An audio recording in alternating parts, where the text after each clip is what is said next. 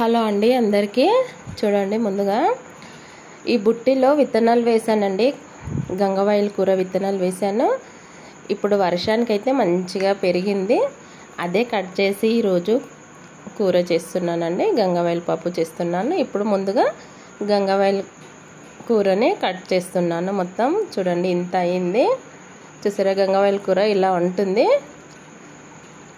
ఇంట్లోనే ఇలా ఈజీగా పెంచవచ్చు. చాలా బాగుంటుంది ఫ్రెష్గా. గంగవాయిల కూరని శుభ్రం చేసి ఇలా చిన్న చిన్న కట్టలుగా పెట్టేశాను. చూడండి, 4 కట్టలు అయితే అయ్యింది. ఇలా ఈజీగా కట్ చేసుకోవడానికి ఉంటుంది. గంగవాయిల కూర చాలా బలం అండి. ఆరోగ్యానికి కూడా చాలా చల్లదనము. వేడి వేడి గంగవాయిల కూర పప్పులో నెయ్యి వేసుకొని తిన్నామంటే ఎంత టేస్టీ ఉంటుందో మీకు తెలుసా? కంపల్సరీ మీరు కూడా ట్రై చేయండి. ఇప్పుడు గంగవాయిల కూర కట్ చేయడం అయిపోయింది. కొద్దిగా వాటర్ వేసి ఫ్రెష్గా కడిగి వేరొక గిన్నెలో తీసుకుంటాను. వాటర్ల నుండి తీసి వేరొక గిన్నెలో వేస్తాను. అన్నంలోకైనా చపాతీకైనా చాలా టేస్టీగా ఉంటుంది.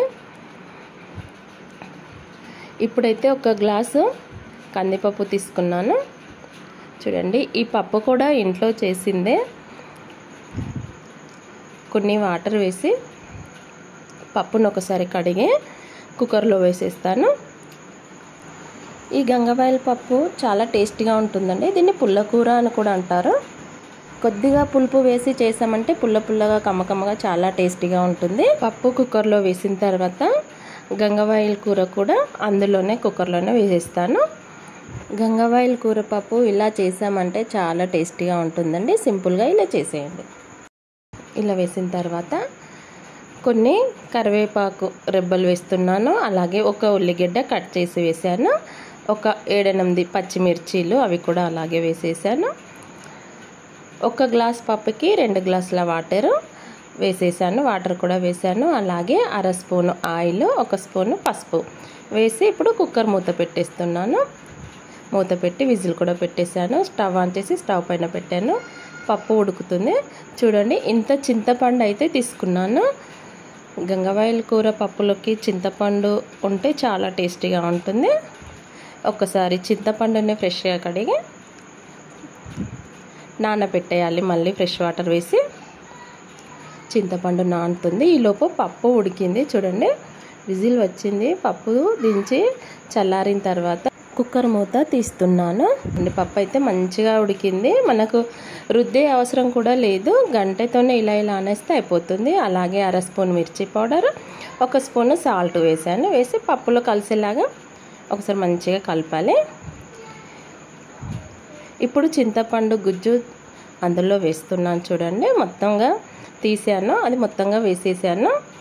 ఎక్కువ పుల్లగా లేకుండా కరెక్ట్గా సరిపోతుందండి చింతపండు గుజ్జు. పప్పు ఇలా పల్చగా ఉండాలండి. ఉడికేసరికి గట్టిగా అయిపోతుంది. ఎక్కువగా గట్టిగా తినాలనుకునే వాళ్ళు ఎక్కువ వాటర్ వేసుకోవద్దు. పప్పు చల్లారిన తర్వాత గట్టిగా అవుతుంది. ఇలా 5 నిమిషాలు మంచిగా ఉడికించాలి. గంగవాయిల కూర పప్పును ఉడికించిన తర్వాత వేరొక గిన్నెలో వేస్తున్నాను. సాల్ట్ రుచికి తగ్గట్టుగా వేసుకోండి. ఇప్పుడు చూడండి, పప్పు ఇలా పల్చగా ఉంటే కలుపుకోవడానికి ఈజీగా ఉంటుంది. ఇప్పుడు స్టవ్ పైన తడక ప్యాన్ పెట్టాను. 1 పావు ఆయిల్ వేసాను. అలాగే 1 స్పూన్ జీలకర్ర ఆవాలు వేసాను. 4 పచ్చిమిర్చీలు, 4 ఎండుమిర్చీలు వేసి ఆయిల్ ఒక్కసారి అలా ఇలా అంటే ఫ్రై అవుతాయి. ఫ్రై అయిన తర్వాత 2 కరివేపాకు రెబ్బలు వేస్తున్నాను. అలాగే 4-5 వెల్లుల్లి రెబ్బలు కచ్చాపీచా దంచి పోపులో వేసేసాను. మళ్ళీ ఒకసారి అటు ఇటు ఆయిల్లో ఫ్రై అయ్యేలాగా కలపాలి. కలిపిన తర్వాత కొద్దిగా పసుపు వేసి స్టవ్ ఆఫ్ చేస్తున్నాను. స్టవ్ ఆఫ్ చేసి ఇప్పుడు ఒకసారి కలిపి పప్పులో పోపు చేస్తున్నాను. గంగవాయిల కూర పప్పులో పోపు చేశాను. 1 స్పూన్ అంత పప్పు తీసుకొని తడక ప్యాన్లో వేసి కొద్దిగా ఇలా కలిపి అందులో వేసేయండి. ఎందుకంటే ఆయిల్ పోపు అంతా తడక ప్యాన్కు పట్టుకుంటుంది.